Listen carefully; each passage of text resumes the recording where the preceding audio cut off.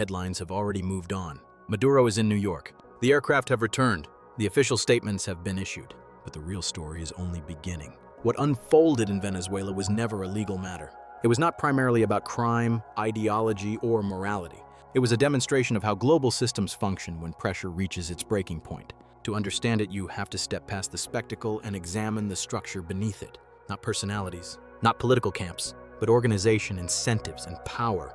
This operation, presented as law enforcement, fits neatly into a much larger framework involving energy resources, shipping corridors, and the financial systems that decide who holds influence in the modern world. For years, pressure built quietly. Sanctions tightened, banking access narrowed, energy markets shifted.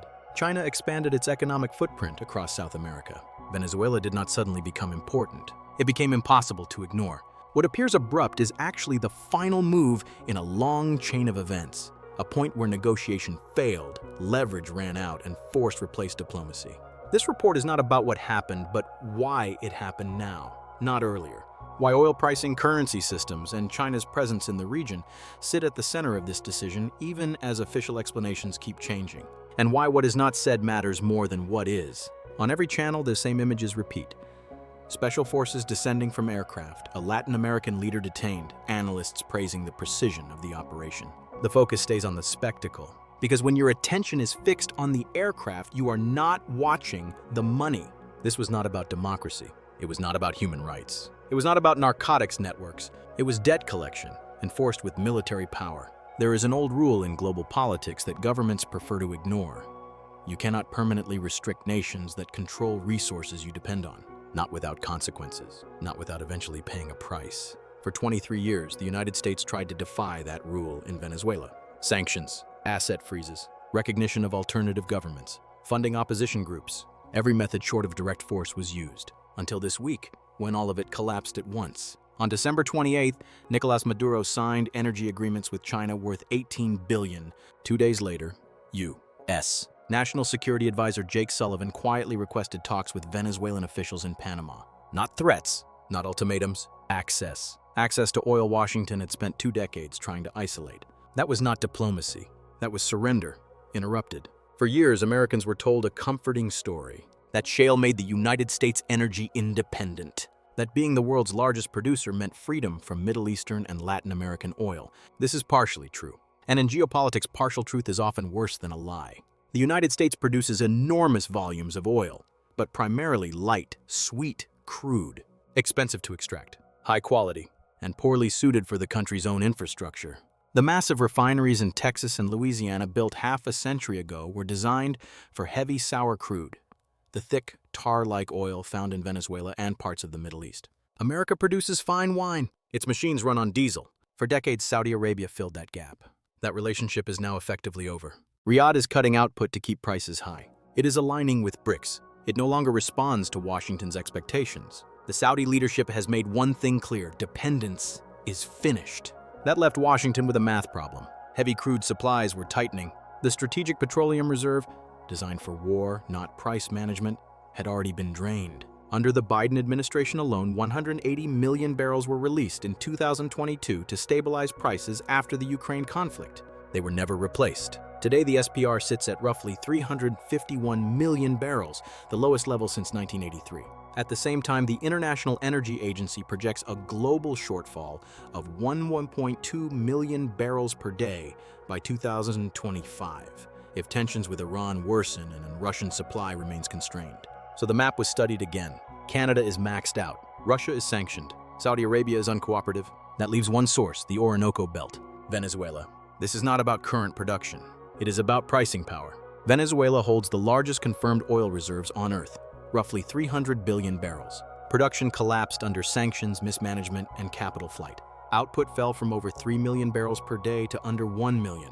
So why does Venezuela matter if it produces so little? Because control of future supply determines determines control of future pricing.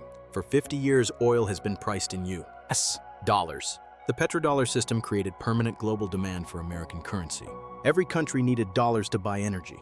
That demand allowed the U.S. to borrow cheaply, print aggressively, and sustain deficits without immediate consequences. That system is now fracturing. Saudi Arabia let the dollar-only agreement expire in 2024. Oil sales to China are settled in yuan. The UAE conducted $128 billion in yuan-based trade with China. Russia sells to India in rupees. Iran sells to China in yuan. The dollar's share of global reserves fell from 71% in 1999 to 58% in 2024. Each percentage point represents roughly $350 billion less demand for U.S. debt. Venezuela was preparing what financial analysts call a nuclear option, fully integrating its energy sector into China's cross-border interbank payment system and pricing oil in a basket of currencies led by the yuan, backed by gold. If Venezuela succeeded, it would prove that massive resource wealth can exist outside the dollar system and survive. That precedent could not be allowed. China-Latin America trade reached $518 billion in 2024, growing roughly 30% annually. 2 decades ago, China accounted for less than 2% of the region's exports. Today, it is South America's largest trading partner. Brazil, Peru, and Chile trade more with China than with the United States. 22 of 33 regional nations have joined the Belt and Road Initiative. This is not abstract. China operates major ports across Peru, Brazil, Panama, and Ecuador. The new port of Chancay in Peru connects 6 countries directly to Asia, bypassing U.S. controlled supply chains. Meanwhile, Venezuelan oil is already pledged. China prepaid $62 billion between 2007 and 24. Russia added $17 billion in loans backed by crude.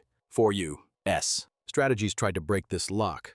Sanctions, regime change, diplomatic isolation, limited corporate access, all failed. So force was chosen. Tactically, the operation was flawless. Strategically, it may prove catastrophic. Maduro is gone. The system remains. Venezuela is not Panama. It is not Iraq. Power there is distributed across generals, intelligence chiefs, courts, and armed civilian groups. The military is not separate from the economy. It is the economy, and the rest of the world is watching. Every resource-rich country is asking the same question. If we price outside the dollar, are we next? Fear does not build loyalty. It accelerates exit. BRICS. Pay is already being tested. China's gold reserves are rising rapidly. Alternative payment systems are expanding. The dollar system is no longer perceived as neutral infrastructure. It is viewed as a weapon. The petrodollar is ending not because of technology or inflation, but because trust has broken. Systems based on force always cost more than systems based on cooperation. The aircraft were only the opening scene. What follows will be slower, more complex, and far harder to control.